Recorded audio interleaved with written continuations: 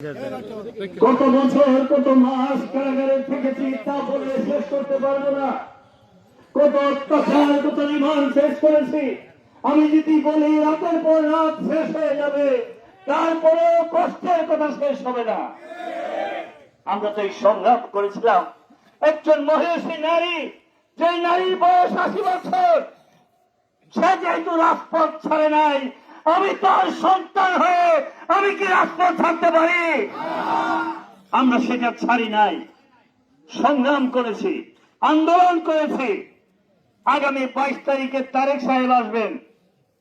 17 বছর উনার সাথে আমার যতবার কথা হয়েছে, উনি একবার দুঃখ করে আমাকে বলেছেন, যে সোহেল সাহেব, আমি তো বাংলাদেশে আপনাদের সাথে যখন কথা বলি আমি তীর্থের কাকের মতো তাকিয়ে থাকি, কবে আমি বাংলাদেশে যাব।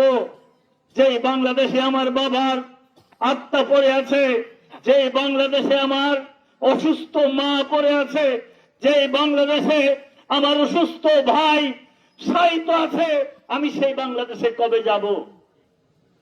সেই নেতা আসবেন, তার আসার জন্য সেদিন আমি বলেছিলাম, নেতা আপনি নিশ্চিত থাকেন, আপনার সেই সুযোগ্য ভাইরা বেঁচে আছে, তাদের সংগ্রামের মধ্য দিয়েই আপনি একদিন বাংলাদেশে ফিরে আসবেন ইনশাআল্লাহ।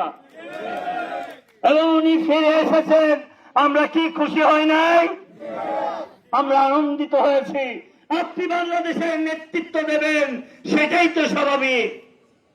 কিন্তু আমি তো বলি, কিশোরগঞ্জ জেলার সভাপতি শরীফুল আলম সাহেব, আপনি যদি জেলার সভাপতি হন, তাহলে আপনি তো বলতেন যে তারেক সাহেব, আপনি আমাদের চেয়ারম্যান, আপনি এত বছর পরে এসেছেন, আপনি কিশোরগঞ্জে এই সমাবেশটা করেন, ভৈরবে সমাবেশটা করেন না। উনি সমাবেশটা দিলেন ভৈরবে, আমাকে দাওয়াত দিলেন প্রস্তুতি মিটিং এ যেতে। আমি বললাম আমি প্রস্তুতি মিটিং এ যাব, এমনি মানুষের মধ্যে কথা উঠেছে আপনি নাকি ভৈরবকে জেলা করার জন্য কিশোরগঞ্জে আপনার একটা দুর্বল মানুষ, যাদেরকে চেনে না এমন একজন এমপি দরকার, আপনি নাকি তাকে নমিনেশন দিয়েছেন। কিশোরগঞ্জের মানুষ তো এমনি ক্ষুব্ধ হয়ে আছে, এরপরে আমিও যদি যাই তাহলে ভাববে যে আমিও বুঝি আপনার এই ধরনের অবস্থার মধ্যে আছি। আমি বলছি ভাই আপনারা করেন, আমি সময় হইল যেহেতু আমাদের নেতা তারেক রহমান সাহেব, সেটা আমরা চিন্তা করব। আমি সেখানে যাইনি, কিন্তু তারেক রহমানের অনুষ্ঠান তো আর আমরা যাব না এমন না, আমরা সবাই মিলে ওনার অনুষ্ঠানে যাব, সেইটা ঠিক আছে।